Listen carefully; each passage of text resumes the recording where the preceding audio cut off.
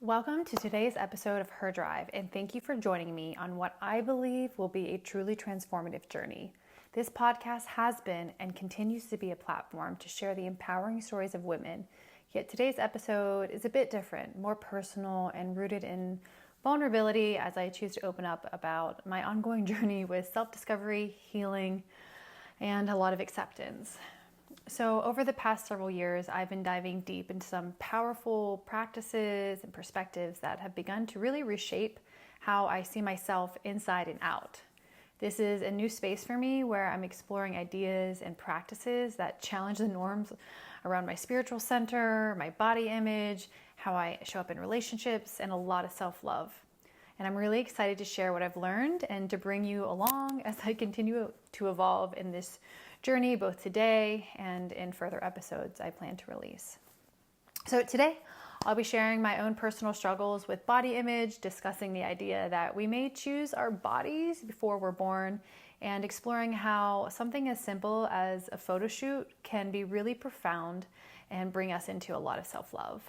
I'll also introduce some practical techniques like ancient Ayurvedic practices of Abhyanga, Volva Mapping, and many others that can help us foster a deeper connection with our bodies. So buckle up, here we go. So from a very young age, I've struggled with my appearance. I remember times when I felt so misunderstood, so unseen for who I truly was inside, and at one point fantasized about burning my face. I thought if people couldn't focus on my looks, maybe they'd listen to my heart and to what my mind was sharing with them. These thoughts were born out of a deep sense of insecurity and a feeling that I wasn't enough as I was. And it may sound a little nuts, but having a pretty face can sometimes be very disorienting for people. And while I did not consider myself all that special looking, others seemed to think so and really treat me in peculiar ways based on it.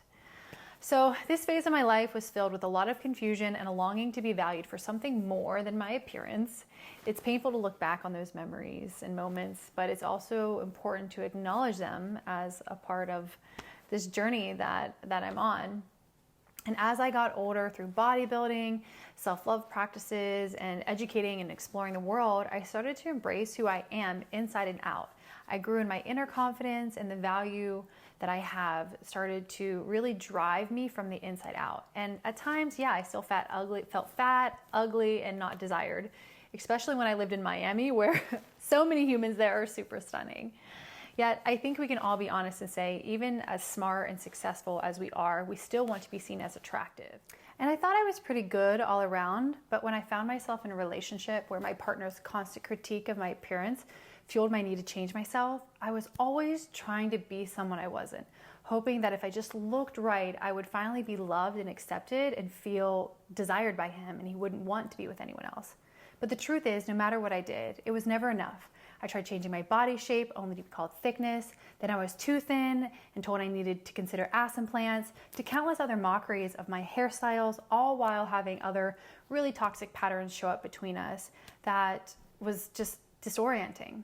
So ultimately, nothing I did to my appearance ever made me feel like he only had desire for me, admired my external shell, nor cared to show attraction to me. This relationship taught me a hard but necessary lesson. The standards I was trying to meet were impossible because they weren't mine. They belonged to someone who could never see or appreciate me for who I was. And it took time, but eventually I realized that real love and acceptance starts from within. I also realized that it's a weird world to want to be seen as beautiful by so many and not want to be seen as just that, but for your core.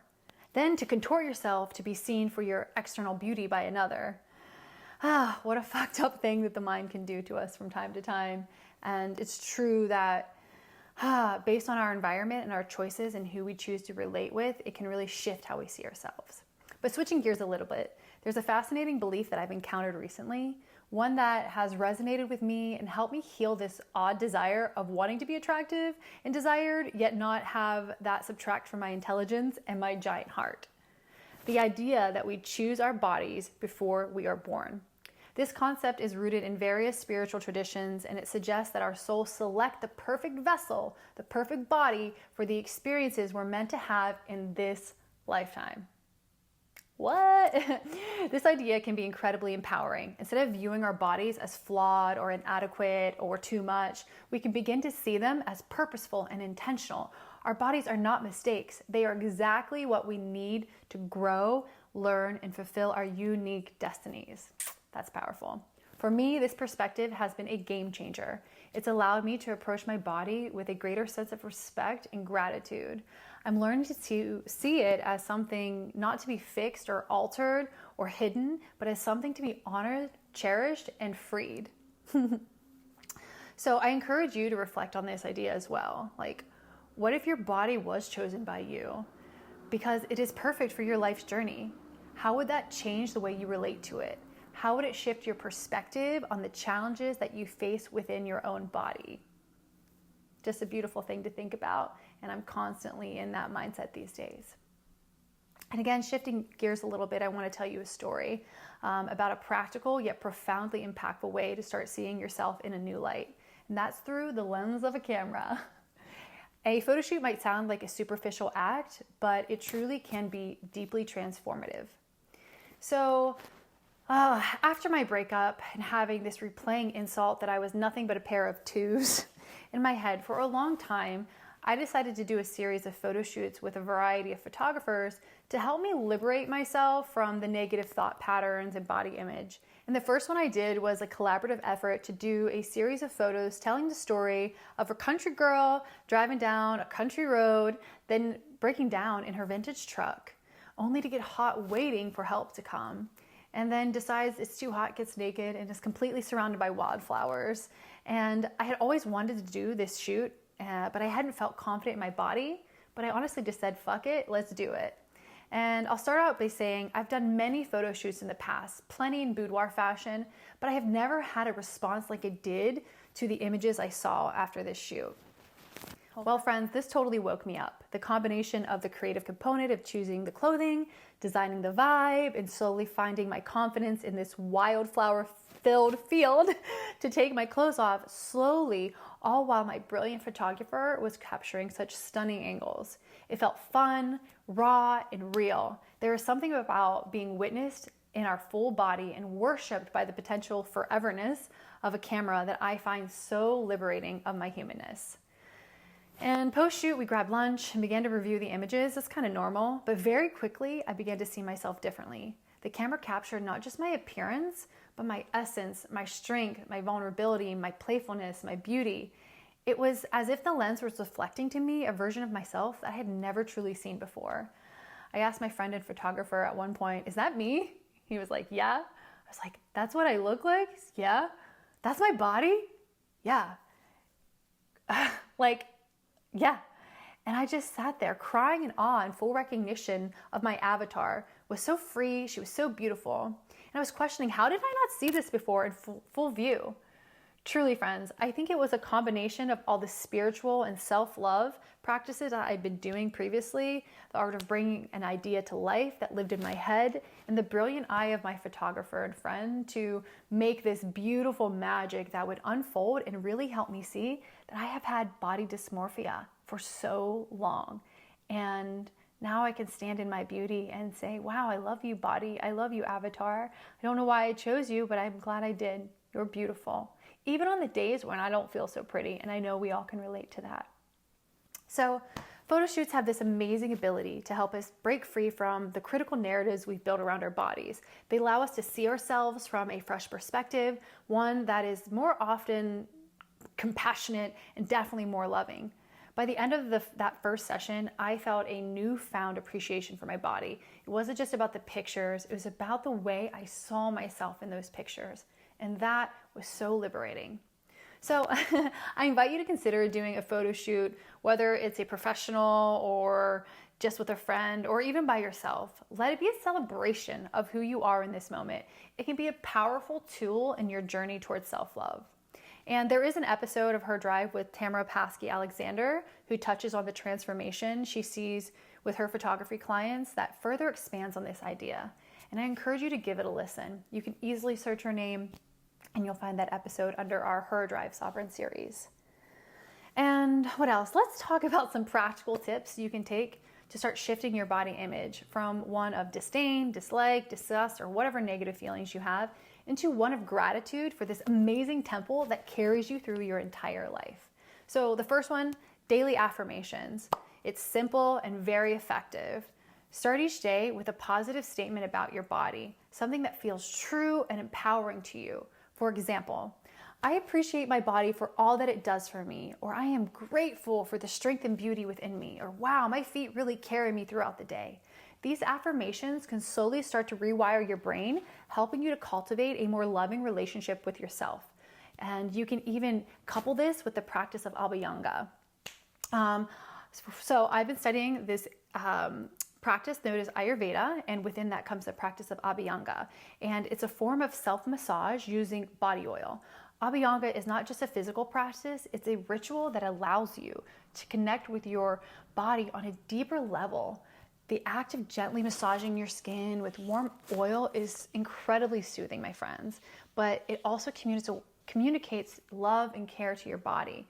This practice helps to calm the mind and improve circulation, and it really detoxifies the lymphatic system. But more importantly, it creates a moment of intimacy with yourself where you can begin to heal and nurture your relationship with your body. So couple that with massaging your shoulder and thanking your shoulder for all that it does, or your feet for carrying you, your calves for being so strong, or your stomach for doing all this beautiful digestion. Even if you're like me and you have a little tummy, it brings so much self-love. And for my women, don't forget to massage your breast and love on them.